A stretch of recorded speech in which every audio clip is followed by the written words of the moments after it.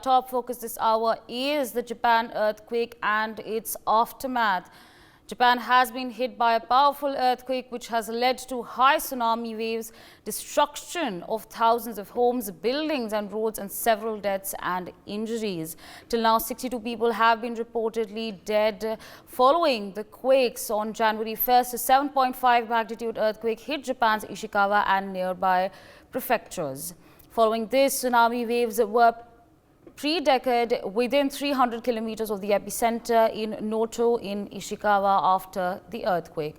Thousands of Japanese army personnel, firefighters and police officers from across the country have been dispatched to the worst hit area in the Noto Peninsula in Ishikawa prefectures to rescue the survivors of the earthquake. According to the Japan Meteorological Agency, more than 140 tremors have been detected since the first quake. The agency has warned more strong shocks could hit in the coming days. So, of course, this is the latest that we are learning at this point. I'm going to go to the big wall over there. We're going to show you what is in fact taking place in Japan. What has it been like? So, of course, viewers, we have the visuals over here. You can see the first visual that we have over here. You can see how this pillar over here is completely moving. You could also see how, there's so much wind over there. You can see people extremely scared. This visual over here is absolutely shocking. It's horrifying. Japan sees high tsunami waves and you can see exactly what is taking place. Lots and lots of water again. Stone planters fall over. So again, viewers, if you look at this visual, it seems absolutely scary. Trains start shaking aggressively. Viewers, look at this visual. Just imagine, what one must have felt when they were in this train. You can see everything is moving here and there. Again, another, we have over here a visual and you can see aggressive shaking. This has been taking place in Hokihoku Expressway in Kanazawa, Ishikawa prefecture. So, of course, here's another visual over here. You can see how things are very, very shaky.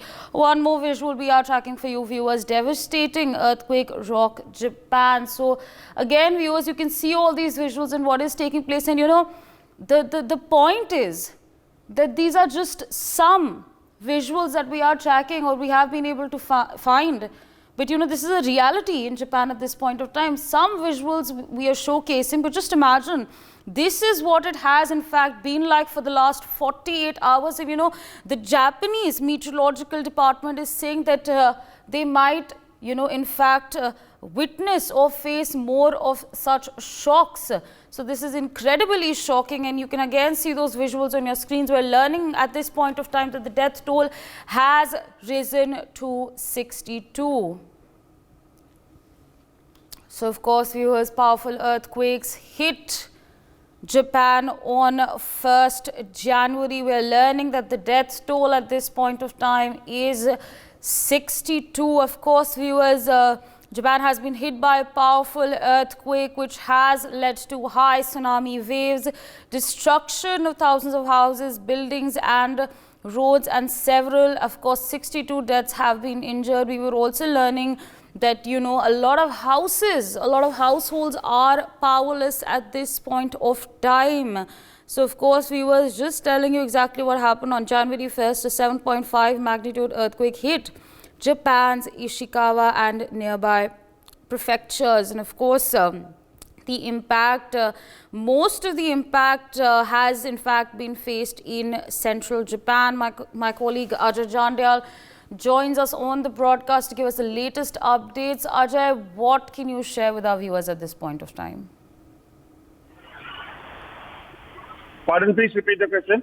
Ajay, we're talking about the aftermath in Japan after, of course, those earthquakes. Series of earthquakes took place. We're learning that the death toll at this point of time is 62. But what more can you share with our viewers? Has the restoration process started? Because we're also learning at this point of time that Japan might face similar tremors in the coming hours or in the coming days.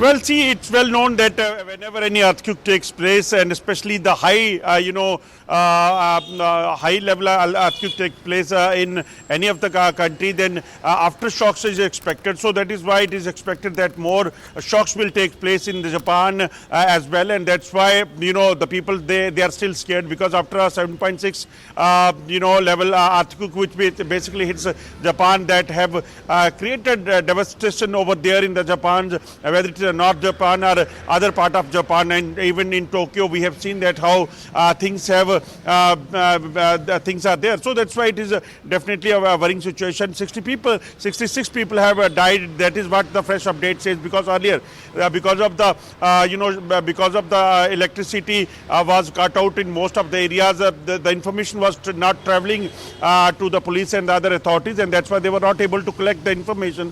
But now the fresh development says that 66 people have died, and still information is coming from other parts. They are collecting the information to get more updates that what is the situation right now, because many buildings are affected because of the earthquake.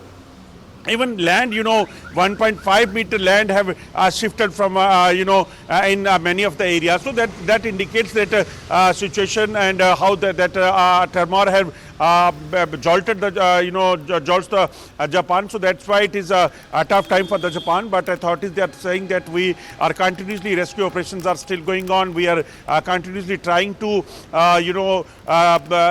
get the details of the damage which has taken place because of the earthquake.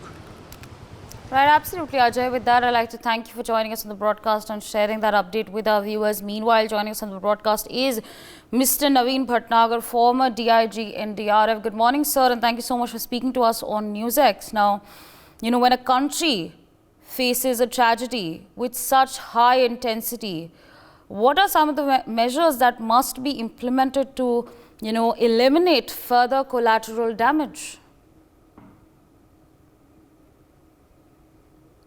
All right, I'm being told that we're sorting out the connection at this point of time. But viewers, what we are learning at this point of time, this is exactly what my colleague has just shared with us. The death toll has risen to 66 is what we're learning at this point of time. And of course, many are trapped under the debris. So of course, there is a lot that's happening at this point of time. We're also learning that restoration process has started. Thousands of Japanese army personnel, firefighters and police officers from across the country have been dispatched to, of course, take care of the situation. And meanwhile, joining us on the broadcast is Mr. Naveen Bhatnagar, former DIG NDRF.